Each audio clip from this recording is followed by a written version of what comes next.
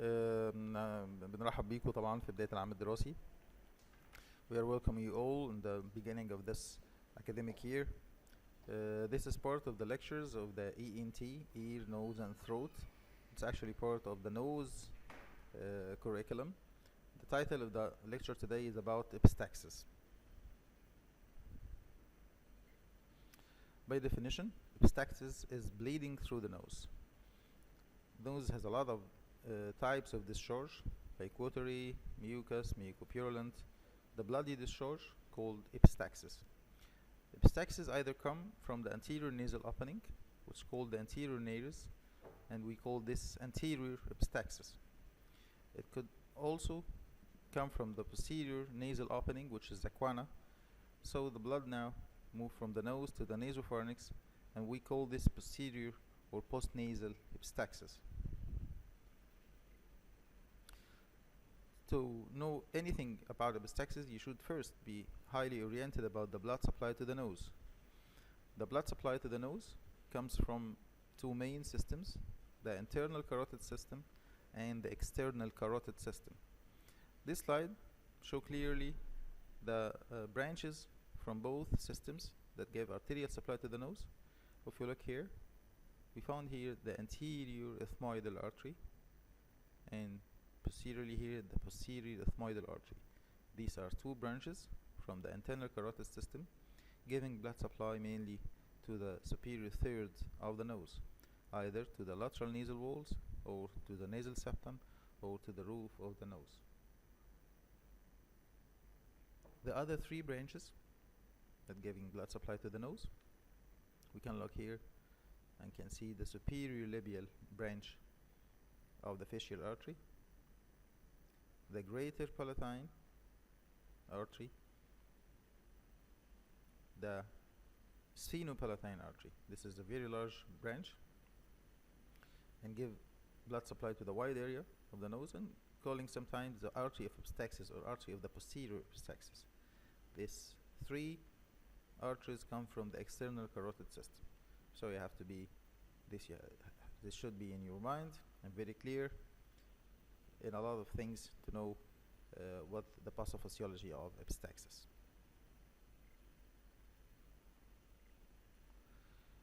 We have a common anastomosis at the anterior and the inferior part of the nasal septum. This is commonly finding, and this is very commonly a cause of repeated epistaxis. Sometimes we call it the idiopathic epistaxis. It's just for the reach anastomosis at this site. Here is the Little's area. It's discovered by a scientist called Kesselbach, and that's why the name is Kesselbach's plexus. So we can call it Kesselbach's plexus or the Little's area. What's Little's area? Is a region in the anterior and the inferior part of the nasal septum where there's a lot of anastomosis from different branches, small branches of the arterial system we just mentioned in the previous slide. And this is a clinical demonstration of reach blood supply. This is the left side of the nasal cavity. This is the nasal septum here, and this here the vestibule, the external skin of the nose, and here is the inferior turbinate and the lateral nasal wall. So this is the left side, lateral nasal wall and nasal septum, and we can observe here very clearly the reach anastomosis, the congested blood vessels here, and this site by this anastomosis is vulnerable for recurrent trauma and epistaxis, and it's a very common cause of epistaxis. This is detailed description of the Little's area. This is the anterior ethmoidal artery from the internal carotid, the sphenopalatine from the external carotid, the greater palatine, the superior labial.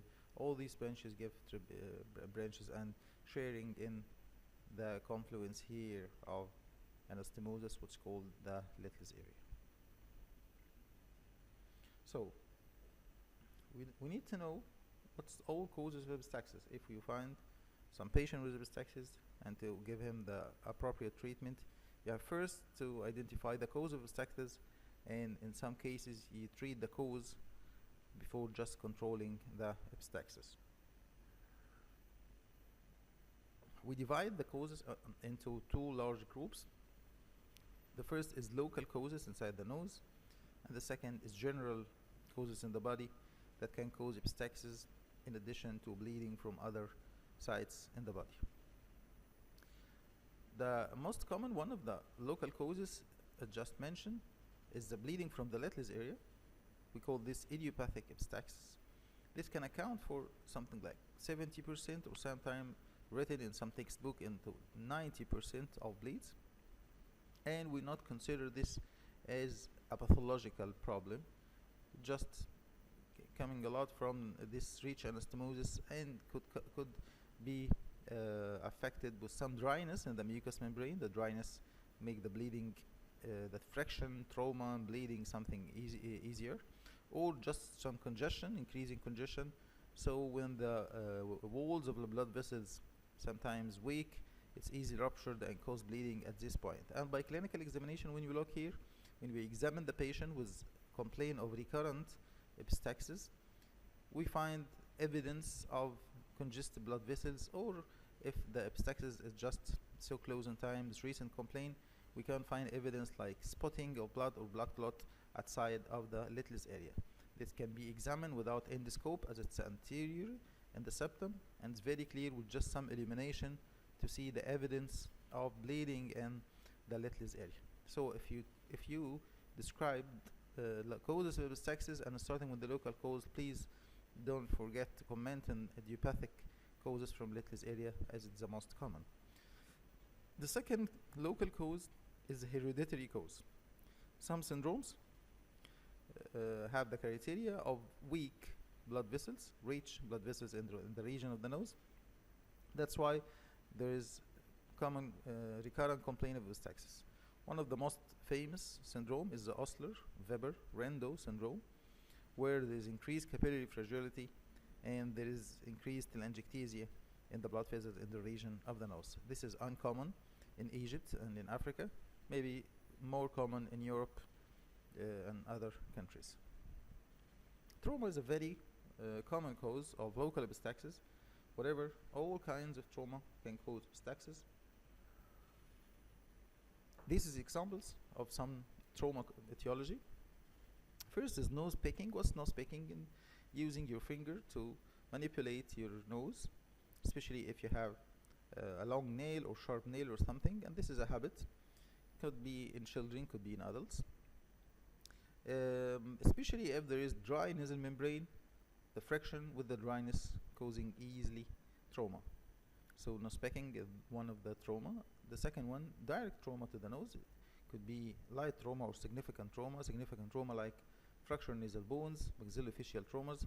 So this could be accompanied with epistaxis from the nose, maybe at only the site at the time of trauma, or maybe with less aggressive trauma, maybe maintained or continued for a long time.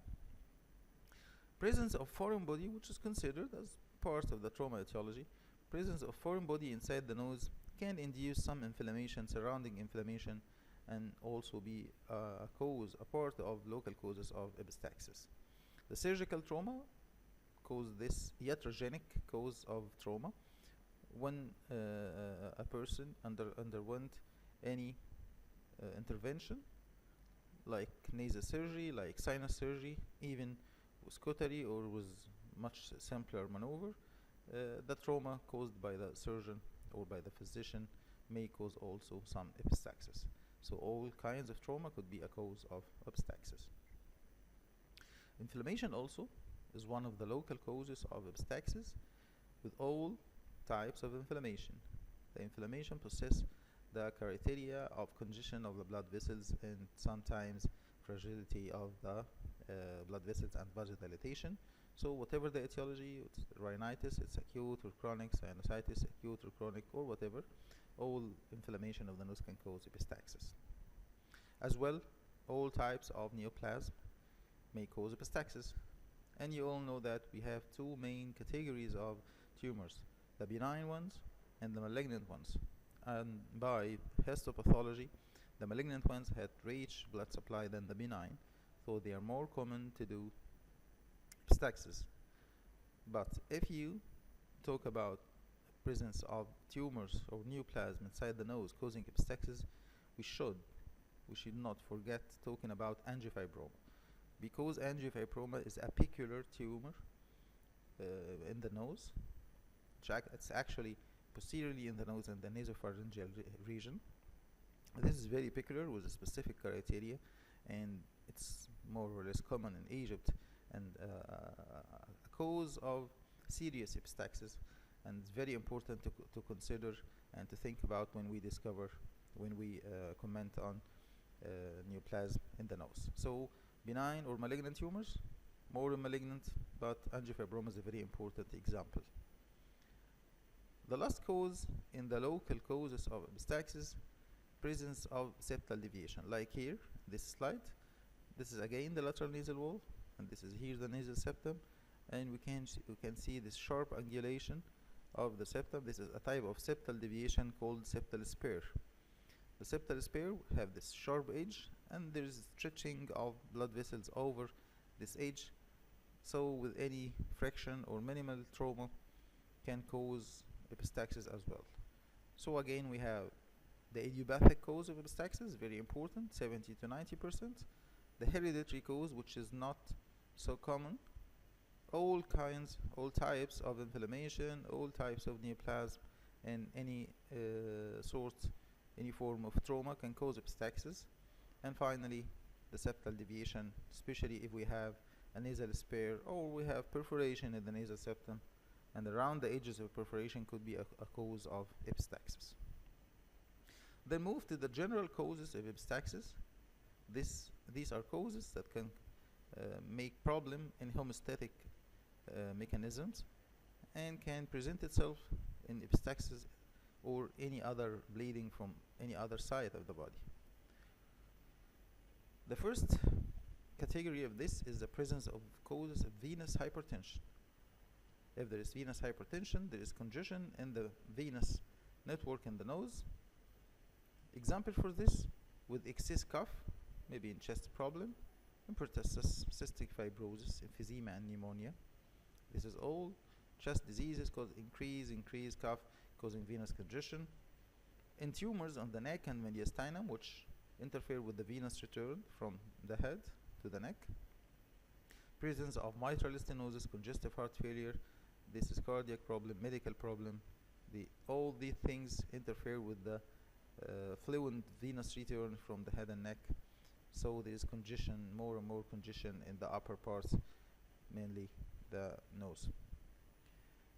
Second cause of general cause is the arterial hypertension, with all causes of arterial hypertension like atherosclerosis, renal disease, cytotoxicosis, or any other etiologies. We usually encounter this with elderly people. So if you have a patient coming to you with epistaxis and he is known to be hypertensive, you should direct your attention first on measuring his blood pressure level, and deal with this accordingly. Not only thinking of controlling the bleeding alone, you have also to thinking of controlling the uncontrolled or high blood pressure. The third cause of the general causes of epistaxis is presence of blood diseases. I think you all know that there is many factors helping together for maintain normal homeostasis, and to presence of them without any deficiency cause competent homeostatic mechanism in the body, preventing from bleeding, or when the body is confronted to any source of trauma, this make control of the bleeding without increasing the bleeding and clotting time. This is suspected with the history of frequent recurrent epistaxis, presence of easy ecchymosis and bruising all over the body. In these patients, you can find bluish bruises in his lower limbs, for example, or any other sites, or other bleeding episodes from the ears, from the urethra, from any other place. Examples from the blood diseases like leukemia, purpura, hemophilia, anemia sometimes, polycythemia, and agranulocytosis, and all the other cases that affect the function of the main three aspects of general hemostasis: the blood vessels, the platelets, and the clotting factors.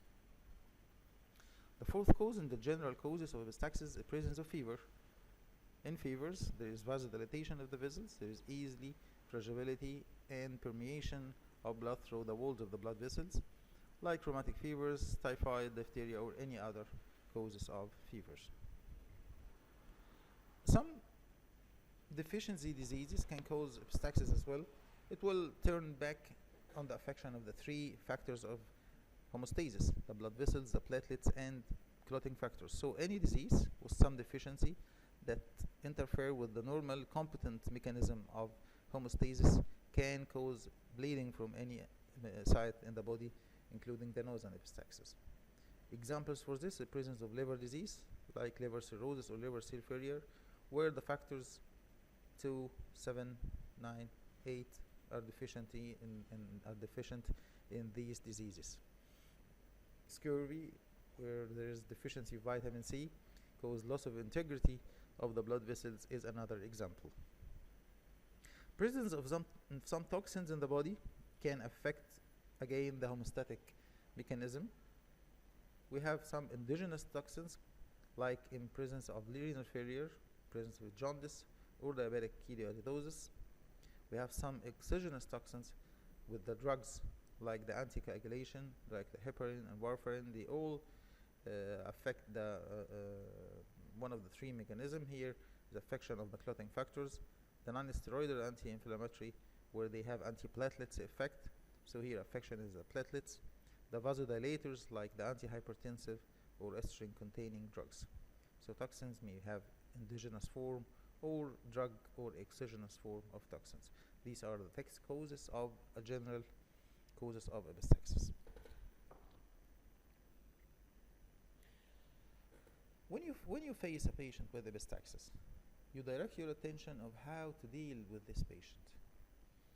And the scenario, the clinical scenario and presentation make the management totally different. If you imagine you find the patient with just a single attack of epistaxis. He gave you the story, he was playing football, for example, and he have some epistaxis outside of the trauma, then this stop. Your way to manage this patient is totally different, rather than the patient that comes to you and tell you he has every day in the morning some epistaxis, and this present for 3 months or whatever. It's again different from a patient aged 60 years with some other features in his body and recent recurrent attacks of severe epistaxis for the last 2 months. This gave attention maybe to tumor or something. So, putting in your mind the whole differential diagnosis and whole causes of the etiology of epistaxis we just mentioned, ranging from some local diseases in the nose to other general diseases in the body. Some of them are just recently induced. Some of them may give the attention to more critical problems. We have to put this all data in mind and accordingly starting to deal with epistaxis. So the policy of epistaxis management is like what we say right now. Treatment of epistaxis depends on the clinical situation by which the patient is presenting. If the epistaxis is severe, resulting in shock, management of shock has the priority than dealing with other aspects. If it's so severe, the patient, when you just see him, he's in shock, you first of all, in the emergency situation, try to control his shock, then looking for the cause and how to correct the epistaxis. The other scenario, the patient is already in active bleeding when you see him, but he is not in shock. So the priority here is for trial of bleeding control by what we call the first aid management, then moving to other factors like cauterization of bleeding site or something. But the main concern here is trial of bleeding control. After we control the bleeding, we may look for other etiology. What is the cause? What is the frequency? What is the problem? Do you take any drugs? Are you hypertensive or so? In trying to prevent further attacks in the future. If the patient of the active epistaxis failed to be controlled with the first aid measures and cauterization, we may move to other mechanism or other steps. We will talk about so near here. The nasal pack, which is we have the anterior and posterior nasal pack, and if this all measures fail, we resort to the surgical treatment. Okay, so the first scenario, the patient come to you in active epistaxis with shock. The second one, active epistaxis without shock. And the third scenario, when the patient comes to you with no active bleeding at time, but he have the history, he have the complaint of recurrent attacks. Or if the patient, you control already the active attack and you're trying to search for the causes of the attack. So we call this patient the cold patient, either coming without attack or you just control his attack. And here we moving to asking the patient for detailed history, detailed examination, detailed investigation to identify the cause of epistaxis, deal with it, and trying not to give the chance of recurrent attacks again of epistaxis. So this is the lines of treatment of epistaxis. Maybe they are not in chronological way as we just say. يعني مش لازم ان احنا بنعملها بالترتيب ده دايما. احنا الترتيب بيتوقف على حسب خطورة الموقف، انما دي اللاينز بتاعتنا كلها اللي بنستخدمها الهيستوري والاكزامينيشن والانفستيجيشن والانترفنشن. So the history, we asking the patient about the site of epistaxis, because some cases, some causes causing unilateral epistaxis, others may cause bilateral epistaxis. Is it usually coming from anterior or posterior? For example, bleeding from Little's area usually come anterior, bleeding from hypertension usually come posterior. What's the duration of the attack of epistaxis? If it's just trivial, lasting for seconds, or maybe lasting for something like hour or something, which means that is very aggressive and need intervention. What's the rate of recurrence? Is he, your patient have any medical problem, general systemic illness or blood diseases? So if you find, for example, patient was known as a liver disease patient, we consider the causes of liver disease and deficiency and so on. So history is very important to direct your way of management the epistaxis. The second item of our assessment protocol is the examination. Nasal examination, local examination, and general body examination. In nasal examination, we look first for the Little's area as we just mentioned. Then we need to assess the posterior part of the nasal cavity. The nasal cavity is very long, from 8 to 10 centimeters. So the first area only can see by the headlight, and the rest of the nasal cavity need to be examined with the endoscope. So the endoscopic examination of the nose may show a cause in the posterior part of the nose that account for epistaxis. Then after we finish the nasal examination or the local examination, we start to do the general examination. For example, looking for the vital data of the patient, looking for his pulse, temperature, or blood pressure, and all the time we are thinking about the differential diagnosis in our mind. For example, if we have high temperature, we think about presence of fevers, capillaritis, and so on.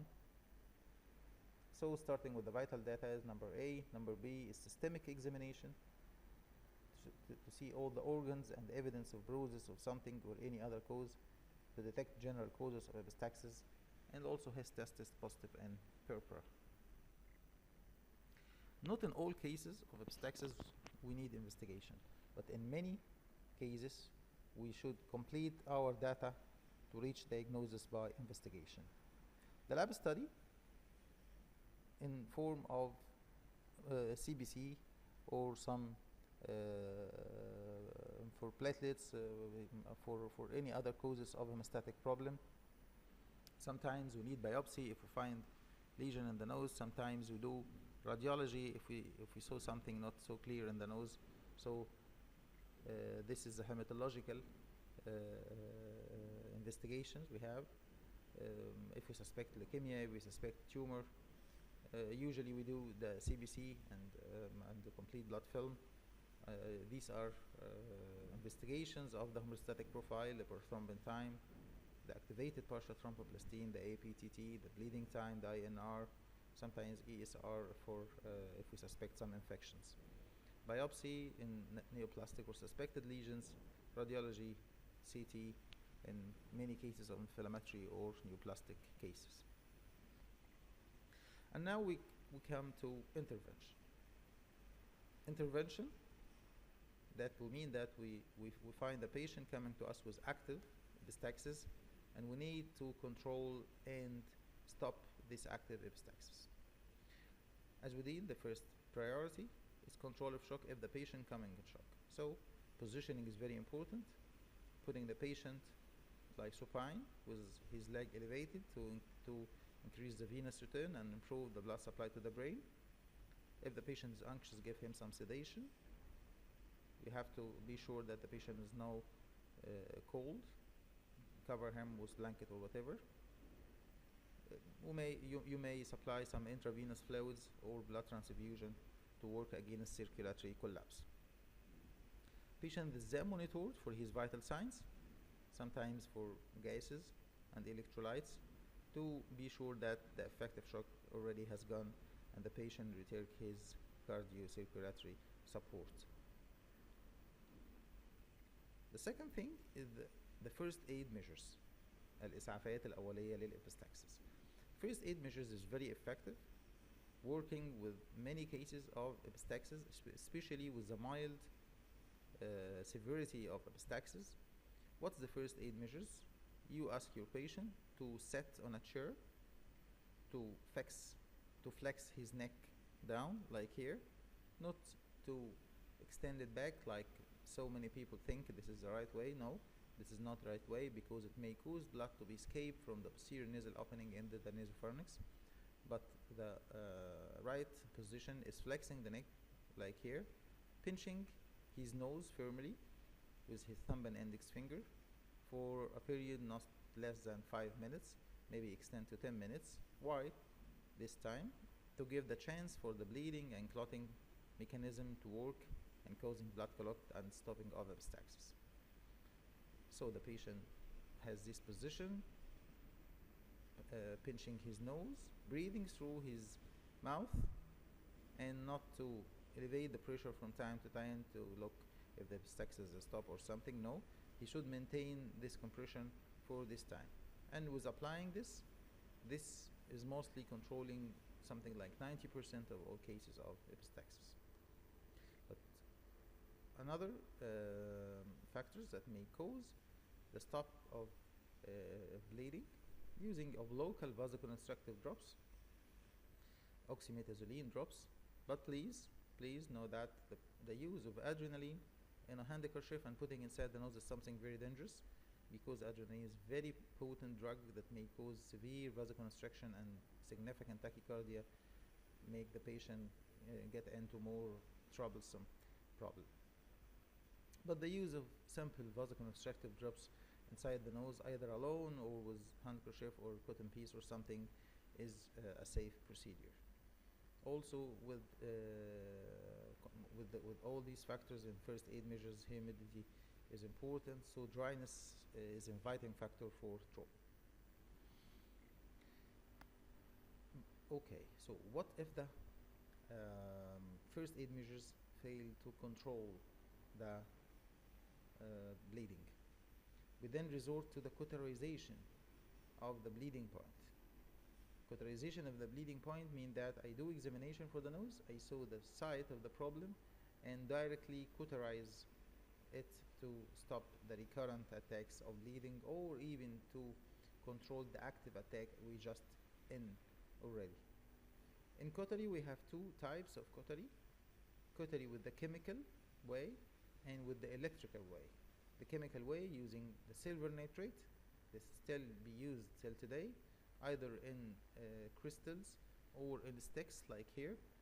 We hold it from here, and this part is a silver nitrate. This is a cauterizing material. Or the use of chromic acid, which is no longer used because it's very aggressive.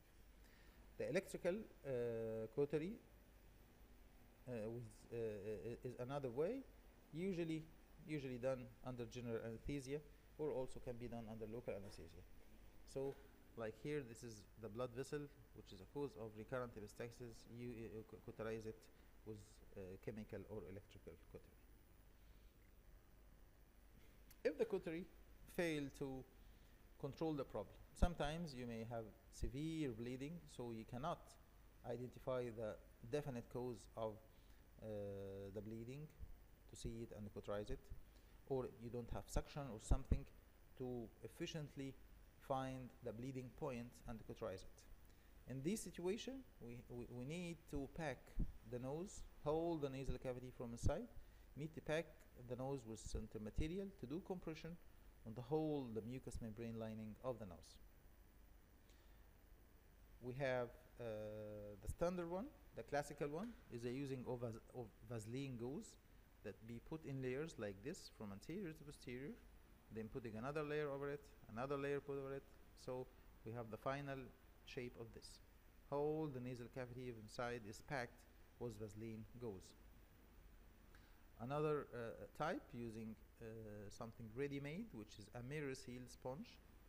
This is a sponge like this, which be inflated when absorb some water or bleeding inside the nose. So simply put from here, and it's swelled to compress whole the nose.